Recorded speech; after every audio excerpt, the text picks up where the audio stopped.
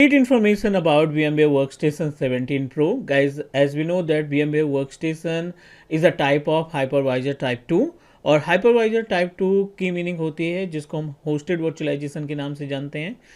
With the help of VMware workstation आप अपना खुद का सेटअप बना सकते हैं किसी भी टेस्टिंग पर्पज़ के लिए या आप ट्रेनिंग पर्पज़ के लिए इसका इस्तेमाल कर सकते हैं, which is help you to establish all the virtual machine on single computer.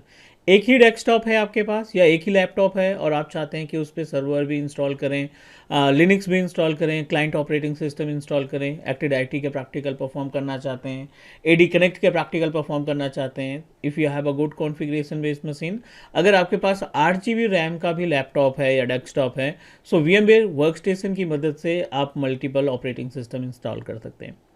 As you know that उतना ज़्यादा टफ ये टास्क नहीं है कि कैसे वर्चुअल मशीन को क्रिएट करते हैं अपने VMware वर्कस्टेशन पे, बट एजेंडा इज़ कि apart from creating virtual machine या OS इंस्टॉलेशन के अलावा भी बहुत सारे ऑप्शंस रहते हैं, लाइक एज अ नेट का कब इस्तेमाल करेंगे, ब्रिज कनेक्शन कब इस्तेमाल करेंगे या होस्ट ओनली का कब इस्तेमाल करेंगे। इस वीडियो में हम आपको कंप्लीट इन्फॉर्मेशन शेयर करने वाले हैं ताकि आप अपने लैपटॉप या डेस्कटॉप का इस्तेमाल करके खुद का VMware इन्वायरमेंट मीन्स फिर खुद का एक लैब सेटअप तैयार कर सकें जिसकी हेल्प से आप अपने जितने भी टास्क होते हैं, जितने भी प्रैक्टिकल इम्प्लीमेंटेशन है वो परफॉर्म कर सकें। I am Manjeet Rawat, your online instructor, और आप लोग अभी teach Me Cloud YouTube channel पे हैं। So let me connect my desktop means Windows 11 based machine. Desktop का RDP एक्सेस करते हैं और आपको बेस से समझाते हैं VMware वर्कस्टेशन को इस्तेमाल करना। इट्स मैंडेटरी फॉर अस, हर एक सिस्टम एडमिनिस्ट्रेटर को, सीनियर सिस्टम एडमिनिस्ट्रेटर या क्लाउड इंजीनियर की पोस्ट पे आप जॉब परफॉर्म कर रहे हैं, you must need to know about कि VMware का इस्तेमाल, VMware वर्कस्टेशन का इस्तेमाल कैसे किया जाता है। बेस से स्टार्टिंग करते हैं। आप किसी भी ब्राउज़र पे जाओ, लाइक गूगल ओपन किया आपने और यहाँ पे आप टाइप कर देंगे डाउनलोड VMware वर्कस्टेशन 17 Pro। ठीक है, VMware वर्कस्टेशन 17 Pro। इसके लिए कोई साइन अप करने की रिक्वायरमेंट नहीं होगी। आप पहले लिंक पे क्लिक करेंगे। लिंक पे क्लिक करने के बाद आपको दोनों ऑप्शंस यहाँ पे दिखाई पड़ जाएंगे, workstation, VMware workstation for Windows operating system, VMware workstation for Linux machine. तो जिस तरीके का प्लेटफॉर्म आप इस्तेमाल करते हैं इनमें से कोई भी सिलेक्शन कर सकते हैं। हम विंडोज़ का इस्तेमाल कर रहे हैं, that's why I am just going to download the tool for the VMware, so VMware tools for Windows. और इसकी जो टोटल कैपेसिटी है आई थिंक 594 MB के आसपास, लगभग आधे GB के आसपास की इसकी कैपेसिटी है। This is the method that you can use to download, and as you know that जो आप VMware वर्कस्टेशन प्रो डाउनलोड कर रहे हैं ना, ये बेसिकली फ्री ट्रायल वर्जन है, means which is applicable for 30 days, but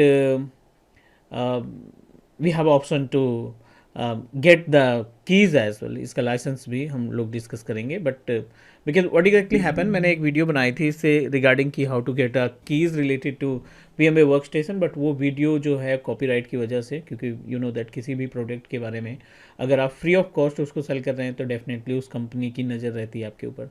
So I'm not going to describe about how to access the key, free keys or free license key from any website. So guys, just wanted to add one more point. This video is correlated to the training and testing purpose.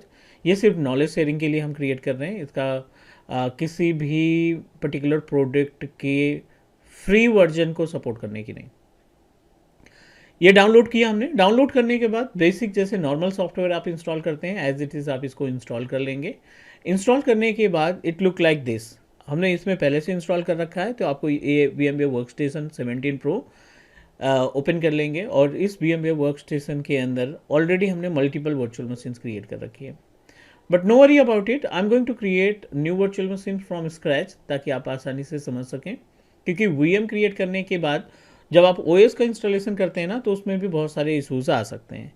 So forget about the number of virtual machines which all are already available in my VMware workstation. I am going to create new VM। नई virtual machine create करते हैं, उसके बाद net और bridge वगैरह connection के बारे में भी हम बात करेंगे। फाइल पे क्लिक किया, न्यू पे क्लिक किया, यहाँ पे दो ऑप्शन दिखाई पड़ रहे हैं, एक है टिपिकल का और दूसरा है कस्टम एंड एडवांस का। So it's fully depend upon you. कुछ ऑपरेटिंग सिस्टम रहते हैं जिनको आप टिपिकल में इंस्टॉल कर सकते हैं, like Windows 7, Windows 8, Windows 10, Windows 11 को भी आप टिपिकल में इंस्टॉल कर सकते हैं। बट विंडोज़ सर्वर 2016, 2019 या 2022 के वर्जन को आपको इंस्टॉल करने के लिए कस्टम का इस्तेमाल करना पड़ेगा। बेस्ट ये रहेगा कि आप कस्टम का इस्तेमाल करिए। नेक्स्ट पे क्लिक करेंगे and no need to make any changes. This is the panel जहाँ पे आपसे पूछेगा do you want to install operating system right now. So अगर आप सर्वर ऑपरेटिंग सिस्टम इंस्टॉल कर रहे हैं और आपको कुछ एरर दिखाई पड़ रहा है तो आप क्या करेंगे, I will install operating system later. Next पे क्लिक किया। यहाँ पे आप प्लेटफॉर्म सेलेक्ट करेंगे, किस तरीके का हार्डवेयर, किस तरीके का ऑपरेटिंग सिस्टम आप इंस्टॉल करना चाहते हैं। तो हमने पहले डिसाइड किया है सर्वर 2016 हम इंस्टॉल करना चाहते हैं। यहाँ से आप टेम्पलेट सेलेक्ट कर लीजिए। Next, this is the location. Location ये जब आप वीएम क्रिएट करोगे ना तो ये मल्टीपल फाइल्स क्रिएट करेगा वीएमडीके वगैरह। तो आप किस लोकेशन में रखना चाहते हैं अपनी वीएमडीके फाइल। बाय डिफ़ॉल्ट ये आपका डॉक्यूमेंट में वर्चुअल मशीन के फोल्डर से जाएगा और ये सी ड्राइव कंज्यूम करेगा, मीन्स जो ऑपरेटिंग सिस्टम की ड्राइव का स्पेस है ना उसको कंज्यूम करेगा। अगर आप किसी दूसरे लोकेशन में रखना चाहते हैं, जैसे मैंने एक सेपरेट डेडिकेटेड ड्राइव बना रखी है इसके लिए, वर्चुअल मशीन एसएसडी, और यहाँ पे हमने नाम दे दिया टेस्ट डोमेन के नाम से। ये हमारा फोल्डर है जो कंटेन करेगा हमारे विंडोज सर्वर ऑपरेटिंग सिस्टम की फाइल्स को। सेलेक्ट करने के बाद नेक्स्ट पे क्लिक करते हैं। नेक्स्ट पे क्लिक करने के बाद बायोस हमारा यूएफआई रहेगा। Again next next. ये प्लेस है जहाँ पे आप रैम डिसाइड करेंगे। तो I am going to provide, क्योंकि 32 गिग रैम है हमारे डेस्कटॉप में, तो इसको 5 गिग 6 गिग प्रोवाइड कर देते हैं ताकि हम अपने प्रैक्टिकल को जल्द से जल्द परफॉर्म कर सकें। Next, bridge, net and host only, ये तीनों के बारे में डेडिकेटेड हम आपको प्रोवाइड करेंगे, प्रैक्टिकली डिस्क्राइब करेंगे कि इनका इस्तेमाल कैसे किया जाता है। अभी के लिए हम इसको नेक्स्ट कर देते हैं, बाद में मॉडिफाई करेंगे। 60 गिग हार्ड डिस्क है। अगर आपको लगता है कि 40 GB बहुत ज़्यादा है तो आप अपने अकॉर्डिंग इसको मॉडिफाई कर लेते हैं। I am going to provide with 35 gig का हार्ड डिस्क स्पेस और क्रिएट पे क्लिक किया। जैसे ही आप क्रिएट करेंगे यहाँ पे आपको ऑप्शन दिखना स्टार्ट हो जाएगा विंडोज सर्वर 2016। आप इसमें क्लिक करेंगे पावर ऑन। मशीन में ऑपरेटिंग सिस्टम नहीं है, आपने ब्लैंक वर्चुअल मशीन क्रिएट कर रखी है तो ये आपको ब्लैक स्क्रीन दिखाई पड़ेगा because we don't have any kind of operating system. ये मशीन किसी भी ओएस को कंटेन करके नहीं रखा तो आपको ये ऑप्शन दिखाई पड़ रहा है। तो what you need to do, right click करेंगे, आप इसकी सेटिंग पे जाएंगे, वर्चुअल मशीन पे। वर्चुअल मशीन की सेटिंग पे जाने के बाद CD एंड DVD का आइकन दिखाई पड़ रहा है, इस पर आप कनेक्टेड पे क्लिक कर देंगे। Use ISO image file, browse पे जाएंगे और ब्राउज पे जाने के बाद जहाँ पे भी आपने ऑपरेटिंग सिस्टम रख रखा है, सॉफ्टवेयर में गए, OS इमेजेस में मैंने सारे के सारे ऑपरेटिंग सिस्टम रख रखे हैं, बट सर्वर का हमने अलग से एक फोल्डर बना रखा है जिसमें सर्वर 2016 और 19 सेलेक्ट किया है और इसको हम चूज़ करते हैं 16 इंस्टॉल करना है। ओपन पे क्लिक किया, ओके क्लिक किया और कुछ नहीं करना है, आपको मशीन को रीस्टार्ट कर देना है। रीस्टार्ट करने के बाद बूट फ्रॉम CD आ गया, आप क्लिक करेंगे, इंटर प्रेस कर देंगे या कोई भी कीज़ कीबोर्ड के ऊपर जो दिख रही है कोई भी की प्रेस करेंगे ये आपके मशीन को बूट करना स्टार्ट कर देगा। कहाँ से? डायरेक्टली आपका CD से।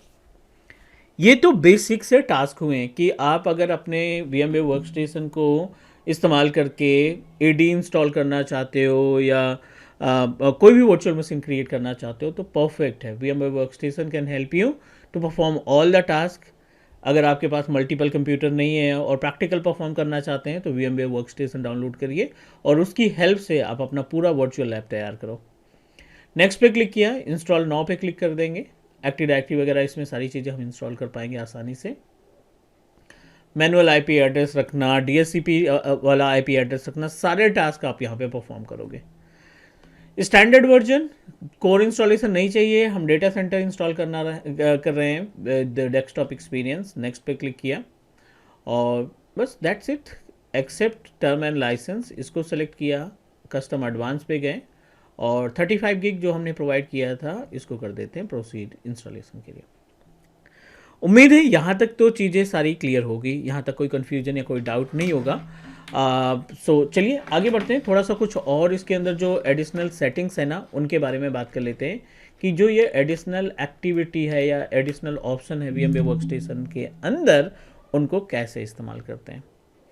जल्दी हो जाएगा ये इंस्टॉलेशन। अप टू 18% हो गया, बट मीनवाइल और भी हमें टास्क परफॉर्म करने हैं, और भी टास्क परफॉर्म करने वाले हैं इन द सेंस लाइक जब आप वीएम के ऊपर राइट क्लिक करते हो ना, तो ये आपको ऑप्शन देता है सेटिंग्स का, और सेटिंग्स में जाने के बाद जब आप नेटवर्क अडाप्टर पे क्लिक करते हो ना, तो ये आपको ऑप्शन दे रहा है कि ब्रिज कनेक्शन करना है, नेट करना है, होस्ट ओनली करना है, या फिर आप कस्टम अपने अकॉर्डिंग इस्तेमाल करना चाहते हैं।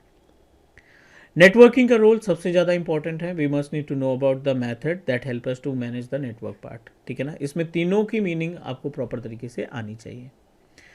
तो ठीक है, installation is in progress. Meanwhile हम क्या करते हैं यहाँ पे, इसको करते हैं मिनिमाइज, और आप देखिए यहाँ पे मल्टीपल वर्चुअल मशीन्स दिखाई पड़ रही हैं। कभी कभी क्या होता है कि वर्चुअल मशीन आपने मल्टीपल वीएम्स तो क्रिएट कर रखी है, but unfortunately you are unable to find any virtual machine, आपको दिख नहीं रही है। तो एक्चुअली क्या होता है वो ये व्यू में जा करके, कस्टमाइज में जा करके, अगर ये लाइब्रेरी आपने अनचेक कर दी ना, तो ये कुछ इस तरीके से दिखना स्टार्ट हो जाएगा। अब बार बार वीएम बनाओगे, आपको वर्चुअल मशीन दिखना बंद हो जाएगी। इसको हाइड करने के लिए, इसको लाइव करने के लिए, शो करने के लिए, अगेन व्यू पे क्लिक किया आपने, कस्टमाइज पे क्लिक किया और लाइब्रेरी पे क्लिक कर देंगे, तो सारी की सारी वर्चुअल मशीन फिर से आपको दिखना स्टार्ट हो जाएगी। और कुछ इंपॉर्टेंट आइकन दिखाई पड़ रहे हैं। दिस इज पास के केस में अगर आप चाहते हो कि यहीं पे ये स्टेप रुक जाए, कल हम यहीं से कंटिन्यू करना चाहते हैं, तो आप इसको पॉज कर सकते हैं, जिसको सस्पेंड बोला जाता है। आपकी वर्चुअल मशीन इसी जगह पे सस्पेंड हो जाएगी, और कल जब आप स्टार्ट करेंगे VMware को, जब आप वर्चुअल मशीन को इंस्टॉल कर स्टार्ट करेंगे, तो यहीं से वो कंटिन्यू कर लेगा। All control, you know that server operating system में क्या होता है कि आपको यूज़र आईडी और पासवर्ड देने का ऑप्शन नहीं दिखाई पड़ता, राइट। अगर आप ऑल कंट्रोल डिलीट का इस्तेमाल करना चाहते हो, क्योंकि बेस मशीन का ऑल कंट्रोल डिलीट इस्तेमाल करोगे तो वो आपके बेस मशीन पे काम करेगा, और विच इज़ रियली डिफिकल्ट कि बेस मशीन का भी हम ऑल कंट्रोल या फिर टास्क मैनेजर ओपन करने के लिए इसका इस्तेमाल करें। So that's why we just need to click here. ये क्या करेगा, ऑल कंट्रोल डिलीट आपकी वीएम के लिए एप्लीकेबल होगा, और जैसे आप इस पर क्लिक करेंगे ना, आपको यूजर आईडी और पासवर्ड का ऑप्शन दिखाई पड़ जाएगा। नाउ बहुत सारे ऑप्शन दिखाई पड़ रहे हैं। यहाँ पे एक ऑप्शन है जिसको हम फुल स्क्रीन बोलते हैं, मीन्स सारी चीज़ें आपकी हाइड हो जाएगी, आपको सिर्फ उसी वर्चुअल मशीन को देखने को मिलेगा जो वीएम आपने अभी इंस्टॉल की है या जो वर्चुअल मशीन करंटली रन कर रही है। दूसरा ऑप्शन दिखाई पड़ रहा है यहाँ पे एक तरीके का, which is kind of small wizard, जिसमें आप सारी इन्फॉर्मेशन देख सकते हैं, और ये मैक्सिमाइज करने के लिए इसका भी हम इस्तेमाल कर सकते हैं। So it's fully depend upon you कि आप किस तरीके से अपने वीएम को हैंडल करना चाहते हो, but our agenda is to understand about the bridge connection कब करते हैं, और नेट कब करते हैं, और होस्ट ओनली कब किया जाता है। बेस से समझने की कोशिश करते हैं। I am going to open run wizard, open कर लेते हैं। चलिए, वन मोर पॉइंट गाइज, सबसे ज़्यादा इंपॉर्टेंट पार्ट ये है कि आपने वीएम तो क्रिएट कर लिया, बट वीएम क्रिएट करने के साथ साथ आपकी वीएम तब तक अच्छे तरीके से नहीं परफॉर्म करेगी टास्क, जब तक आप अपनी वर्चुअल मशीन के ऊपर एक छोटा सा टूल, जिसको हम VMware टूल्स के नाम से जानते हैं, नहीं इंस्टॉल करते। This is our virtual machine. आप देखिए यहाँ पे बोल रहा है प्रेस ऑल कंट्रोल और डिलीट टू अनलॉक मशीन। तो अभी यहाँ पे अगर हम बेस मशीन का इस्तेमाल करेंगे तो वो बेस मशीन पे काम करेगा, वर्चुअल मशीन पे काम नहीं करेगा। आप सिंपल सी इस आइकन पे क्लिक करोगे, ये रीडायरेक्ट कर देगा आपके यूज़र पे। आप यहाँ पे पासवर्ड दीजिए जो अभी आपने कॉन्फ़िगर किया। पासवर्ड देने के बाद सबसे पहला काम, जब आप VM क्रिएट करो, विंडोज़ सर्वर मशीन का VM आप तैयार कर रहे हो, क्लाइंट मशीन का VM तैयार कर रहे हो, या किसी भी मीन्स प्लेटफॉर्म का वर्चुअल मशीन आप क्रिएट कर रहे हो, पहला एजेंडा ये है कि आप VM पे राइट क्लिक करो, इंस्टॉल VMware टूल्स पे जाओ। इंस्टॉल VMware टूल्स पे जाने के बाद it's mandatory to install VMware tools. जिस पीसी में गए, यहाँ पे एक ड्राइव बन के आ गई है, राइट क्लिक करेंगे। अभी आप देखिए इस वर्चुअल मशीन का जो स्क्रीन है ना, वो हाफ में आ रहा है, मीन्स आधे में आ रहा है। अब जैसे ही हम इस VMware वर्कस्टेशन को इंस्टॉल करते हैं, आपको पूरी स्क्रीन में वर्चुअल मशीन दिखना स्टार्ट हो जाएगी, और बहुत ही स्मूथ तरीके से इस VM को आप इस्तेमाल कर पाएंगे। इंस्टॉल पे क्लिक किया, VMware वर्कस्टेशन पे छोटे से स्टेप्स को फॉलो करने पड़ेंगे, just need to follow the step. यहाँ पे करना है हमें नेक्स्ट नेक्स्ट नेक्स्ट। इंस्टॉल पे क्लिक किया, once our VMware workstation is ready to use, जैसे हम इस वर्कस्टेशन को इंस्टॉल करते हैं सिस्टम रीस्टार्ट होगा, और रीस्टार्ट होने के बाद we can access our virtual machine properly. ठीक है, ये हमने रीस्टार्ट किया। किसी भी VM को आप इंस्टॉल करते हो, विंडोज सर्वर का, विंडोज क्लाइंट मशीन जैसे विंडोज 10 हो गया, 8 हो गया, कोई भी वर्जन का ऑपरेटिंग सिस्टम आप इंस्टॉल करते हो, इट्स मैंडेटरी कि आप अपने कंप्यूटर पे, आप अपनी वर्चुअल मशीन पे VMware का टूल्स जरूर इंस्टॉल करेंगे।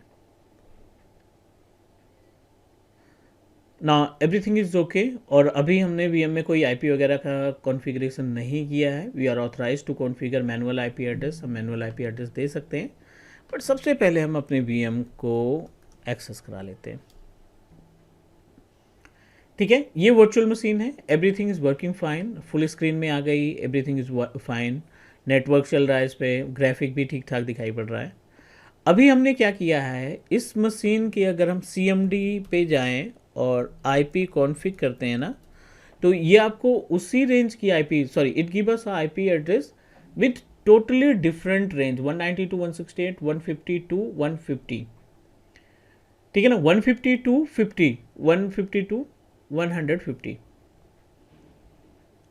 अगर यहीं पे अगर आप अपने बेस मशीन का IP एड्रेस चेक करोगे, IP कॉन्फ़िग, सो ये आपको IP एड्रेस दे रहा है बेस मशीन का 192.168.1.8, और वर्चुअल मशीन की जो IP एड्रेस है 152 to 150। चलो लास्ट की IP तो डेफिनेटली चेंज होगी, बट यहाँ पे नेटवर्क एड्रेस भी चेंज हो रहा है।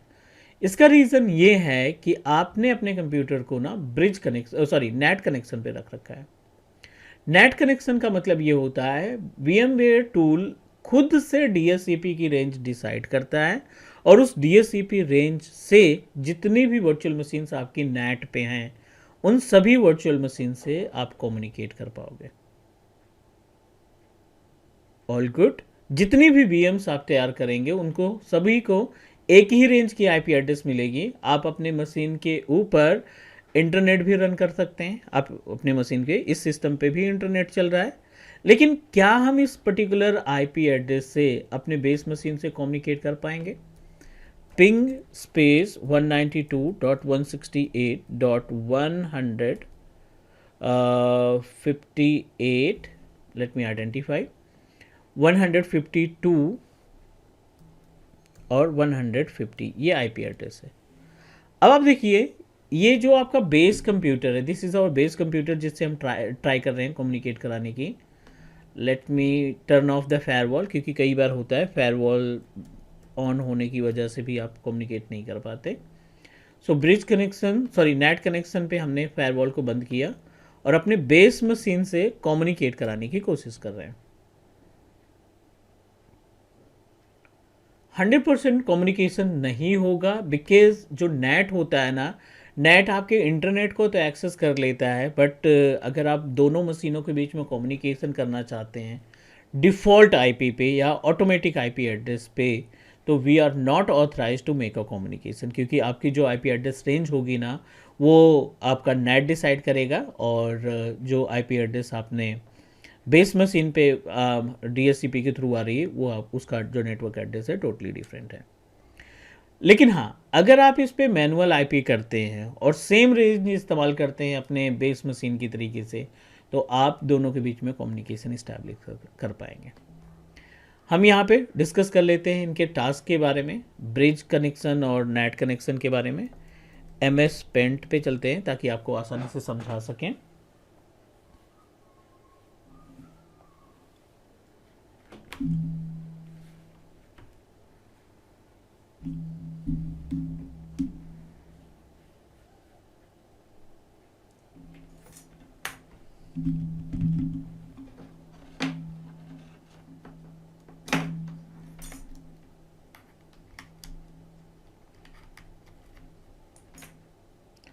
ठीक है, सो एक छोटा सा एग्जांपल देखते हैं यहाँ पे। ये आपका बेस मशीन है, राइट, जिस पे आपने VMware वर्कस्टेशन को इंस्टॉल किया, और बेस मशीन पे वर्कस्टेशन के अंदर भी आपने कुछ VMs तैयार कर रखी है। ठीक है, ये एक वर्चुअल मशीन 1 हो गया, वर्चुअल मशीन 2 हो गया, वर्चुअल मशीन 3 हो गया। ये सारी की सारी वर्चुअल मशीन किस पे रन कर रही है? VMware वर्कस्टेशन पे। अब यहाँ पे हम समझने की कोशिश कर रहे हैं कि जो ये VMware वर्क स्टेशन के अंदर नेटवर्किंग से रिलेटेड जो टूल है ना, उनका कॉन्सेप्ट क्या कहता है। अगर आप इन मशीनों को कहाँ पे रखते हैं, ब्रिज कनेक्शन पे रखते हैं, ठीक है। आपने क्या किया, सारी वर्चुअल मशीन के अडेप्टर को आपने ब्रिज मोड में रख दिया, और यू नो दैट आपका बेस मशीन भी किसी ना किसी रूटर से, वाईफाई रूटर से कनेक्टेड है। This is our WiFi router. आपके बेस मशीन में जो आईपी एड्रेस आ रही है वो रूटर प्रोवाइड कर रहा है। मान लीजिए रेंज इसकी है 192.168.1.0/24, मतलब इसमें 256 आईपी एड्रेस ये डिस्ट्रीब्यूट कर रहा है, बट ये आपकी रेंज यही होगी। अगर आप इसको ब्रिज कनेक्शन पे करते हैं, सभी मशीनों को ब्रिज कनेक्शन पे करते हैं, तो आपका जो रूटर है ना, अपने इस पूल में से जो भी ये रेंज है आपने स्टार्ट की है 192.168.1.1 से लेकर के 192.168.1.250 तक की जो रेंज है ना, इसी रेंज में से आपकी वीएम्स को आईपी एड्रेस प्रोवाइड करना स्टार्ट कर देगा। अगर ब्रिज कनेक्शन है तो हर मशीन को बाय डिफ़ॉल्ट इसी में से रेंज मिलना स्टार्ट हो गई। 192 की किसी को 1.2 मिल गया, किसी को 1.3 मिल गया, है ना, किसी को 1.10 मिल गया, लाइक दैट, बट रेंज यही होगी। ये ब्रिज का काम है। ब्रिज के साथ साथ एक प्रॉब्लम ये है कि अगर आप इस पर डीएससीपी बनाते हैं, डीएससीपी पूल क्रिएट करते हैं और उस पूल में एक एड्रेस स्पेस डिसाइड करते हैं, एग्जीक्यूट करते हैं, तो इसका इम्पैक्ट आपके पूरे नेटवर्क इन्वायरमेंट पे पड़ेगा। वो सेपरेट पार्ट है। ब्रिज का मतलब है आपका डीएससीपी सर्वर या रूटर जो है वो डायरेक्टली आपकी मशीनों को आईपी एड्रेस असाइन करना स्टार्ट कर देता है। दूसरा, अगर आप नैट करते हैं, यहाँ पे नैट का ऑप्शन दिखाई पड़ रहा है, नैट की सेटिंग करते हैं, वर्चुअल मशीन की प्रॉपर्टीज पे जाओ, सेटिंग पे जाओ, और अगर आप यहाँ पे नैट करते हैं, used to share the host IP addresses, ठीक है। अगर आप नैट करेंगे तो इसका बेनिफिट ये होगा कि हर एक मशीन पे इंटरनेट तो चलेगा, नॉट एन इशू, यहाँ पे आप इंटरनेट तो चला पाएंगे, ठीक है। बट प्रॉब्लम ये है कि इसकी जो रेंज होगी, बाय डिफ़ॉल्ट रेंज जो आईपी एड्रेस होगी, वो टोटली डिफरेंट रेंज होगी हमारे बेस मशीन से, जैसा कि हमें अभी मिल रहा है। इट मीन्स दैट नेट के केस में आप अपने बेस मशीन से वर्चुअल मशीन में डिफ़ॉल्ट या ऑटोमेटिक आईपी एड्रेस से कम्युनिकेट नहीं कर पाएंगे। अगर आपने इसमें मैनुअल आईपी एड्रेस किया और मैनुअल आईपी एड्रेस में उसी रेंज को डिसाइड किया जो रूटर प्रोवाइड कर रहा है, अभी ये 152 है यहाँ पे, अगर आपने यहाँ पे 192.168.1. की आईपी एड्रेस मेंशन की, तो ये दोनों के बीच में कम्युनिकेशन स्टार्ट हो जाएगा। तीसरा जो ऑप्शन दिखाई पड़ रहा है यहाँ पे, तीसरे ऑप्शन पे दिखाई पड़ रहा है होस्ट ओनली। यहाँ पे तीसरा ऑप्शन जो दिखाई पड़ रहा है वो है host only. The meaning of host only, अगर आप ये होस्ट ओनली का कॉन्सेप्ट लेकर चलते हैं, इट मीन्स दैट आप जितनी भी वर्चुअल मशीन्स है ना, वो आपस में कम्युनिकेट करेंगे, आपके बेस मशीन से इनका कम्युनिकेशन नहीं होगा। होस्ट ओनली का मतलब है all VMs will ping to each other, all VMs will communicate to each other। हर एक मशीन एक दूसरे से कम्युनिकेट कर पाएगी अगर आपने अपने वर्चुअल मशीन को होस्ट ओनली पे रख रखा है तो। So guys, this is all about the part that we need to know. उम्मीद है कि जो भी डिस्कशन हुआ इस क्लास में वो आपको समझ में आ गया होगा। बाकी के जो ऑप्शन है, जैसे एडी वगैरह इंस्टॉल करना है, तो एडी वगैरह के लिए आप जो बेस मशीन पे स्टेप्स इस्तेमाल करते हैं वो सेम स्टेप का इस्तेमाल करके प्रोसीड कर सकते हैं। सो आज के लिए इतना ही, नेक्स्ट मिलते हैं अगली क्लास में, तब तक के लिए take care, bye bye, and do subscribe your on Teach Me Cloud YouTube channel. Take care guys.